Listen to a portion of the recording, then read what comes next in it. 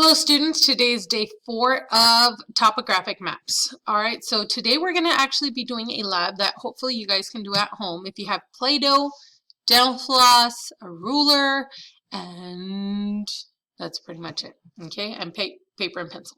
Okay, so starting off with our bell ringers, question number 1, you're going to do question 1 and 3 today. Topographic maps are used to measure what? A, elevation, B, movement, C, composition, or D, texture. Do we know the composition, what a mountain or what a hill is made up of from a topographic map? No, we don't. Do we know the texture of it? No, we do not. Do we know how it's moving? No. The answer is A, elevation. Those lines that you see on the topographic map are telling you the elevation at certain levels or layers. Okay. Question number 3. Based on the topographic map, location T has an elevation of what? So looking at location, letter T on that map. Once again, talking about a range. So I had a range. Okay. I know it is not, once again, I know it is T is greater than what? It's more than 300 because it's above the 300 line, but it is less than, my contour interval, by the way, for this is 50, meaning it's increasing by 50. So I know it never reached 350 or else there would have been another line. So it's somewhere in between 300 and 350. The only number that is between 300 and 350 is letter C, 325. Okay, so C. Alrighty, guys. So that's the answer for number 1 and number 3. Next. We're going to go ahead and do a quick little bit of reading.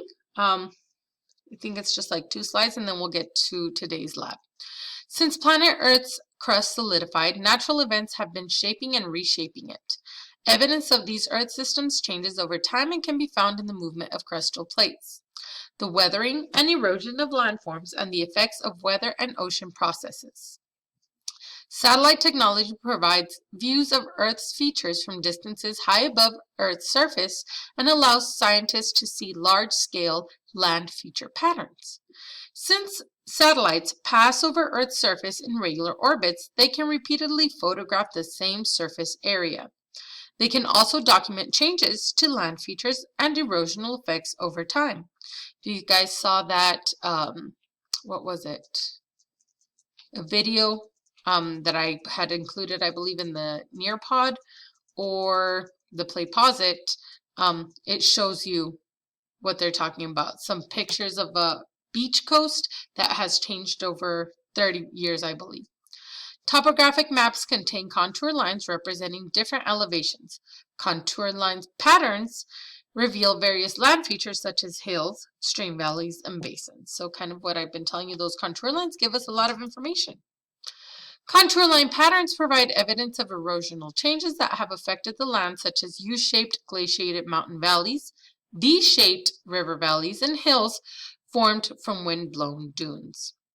Weathering and erosional agents of gravity, wind, running water, and ice change land features in predictable patterns, making it possible for topographic maps to predict how the land features represented on the map will change over time. So, with today's activity, we're going to go ahead and be creating a mountain. All right, so I'm going to go ahead and show you what, if you want to pause the video here, you can go ahead and pause it, and these are your directions pretty much for today's activity, okay? But I'm going to go ahead and switch over to my camera. Okay, so I'm gonna have the camera over there, and then hopefully this one also video taping me do the lab. All right, so like I said, you're going to need some clay, and it says to create a mountain. So first we have to create a mountain. Okay, my mountain, I'm gonna make it with 1 peak and 1 valley. Okay, So little by little, notice how I'm forming my peak. And then for my valley, this is how I'm going to make the valley. I'm going to run a pencil.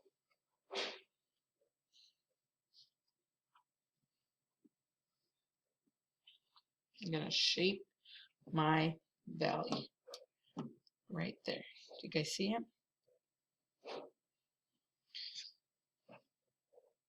So once again, this is my peak. And this is my valley. Okay, alright. So once I've done that, I have, this is the profile view, by the way, of that mountain. The side view. And then we see the valley and my peak. Okay, one peak and one valley. Alrighty. Then it says that you're going to mark every centimeter. So I'm going to take the highest part right here. I'm going to mark every centimeter. So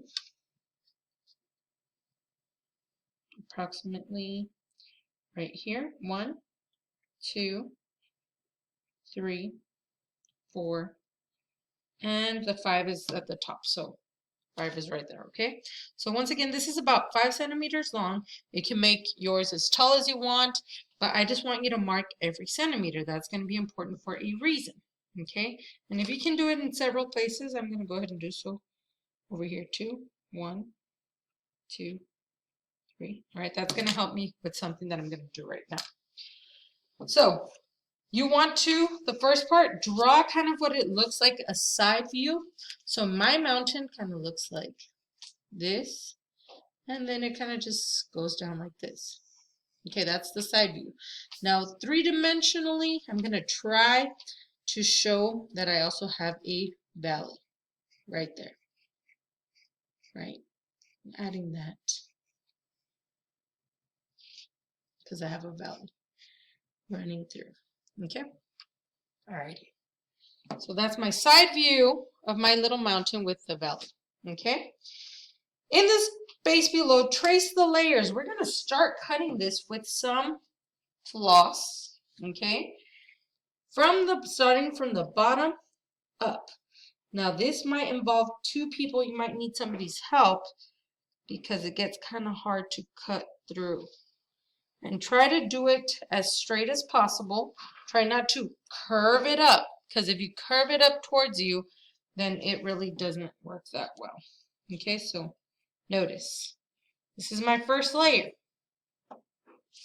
What I'm going to do is I'm going to trace my first topographic layer with your pencil. Okay, there you go.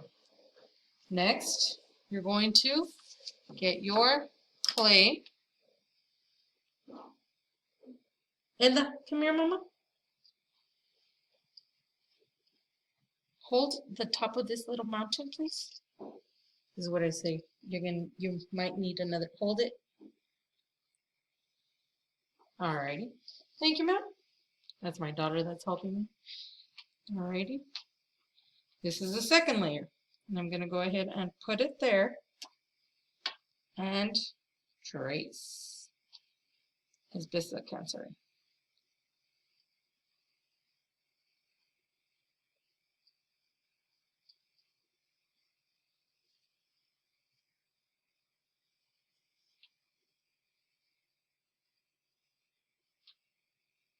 Okay. Cleaning off my pencil. Alrighty. Next. Elda, ready? Hold the tip. Try not to smush it down. Hold on. Hold it, hold it, hold it. Hold it, hold it. Hold it. Ah! Okay.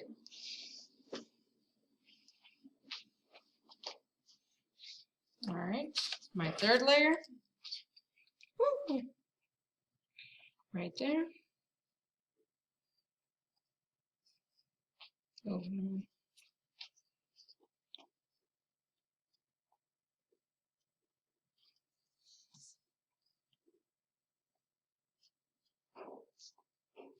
I believe I just have one final layer. Okay. Actually, yeah. Alrighty.